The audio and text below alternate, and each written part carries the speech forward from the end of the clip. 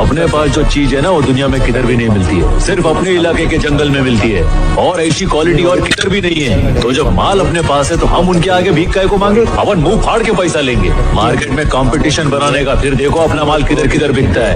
ಅದರ ಫೀಡ್ಬ್ಯಾಕು, ಅದರ blood line, ಹಸುಗಳ ಮಿಲ್ಕ್ ವೇನಿಂದ ಹಿಡಿದು ಹಸುಗಳ ಕ್ವಾಲಿಟಿ ಪ್ರತಿ ಎಲ್ಲದನ್ನು ಚೆಕ್ ಮಾಡಿ ಹಸುಗಳಿಗೆ ನಿಮ್ಗೆ ಕೊಟ್ಟಿರ್ತೀವಿ ಸ್ನೇಹಿತರೆ.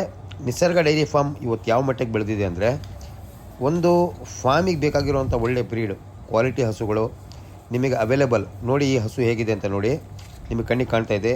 ಇದು ಕಾಂಪಿಟೇಟಿವ್ ಹಸುಗಳು. ಈ ರೀತಿ ನೋಡಿ, ಈ ರೀತಿ ಹಸುಗಳನ್ನು ಸಾಕಿ. ಇದು ನೋಡಿ ಮಿಲ್ಕ್ ವೇನ್ ನೋಡಿ, ಇದ್ರದ್ದು ಯಾವ ರೀತಿ ಇದೆ ನೋಡಿ ಹಸು ಇದು.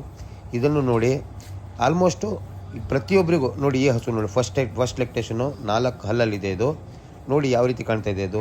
ನೋಡಿ ಜೆರ್ಸಿ, ಪ್ಯೂರ್ ಜೆರ್ಸಿ ಕ್ವಾಲಿಟಿ ನೋಡಿ. ಕ್ವಾಲಿಟಿ ನೋಡಿ, ನಮಗೆ ರೆಸ್ಪಾನ್ಸ್ ಮಾಡ್ತಾ ಬನ್ನಿ ಸ್ನೇಹಿತರೆ. ನೋಡಿ ಇದು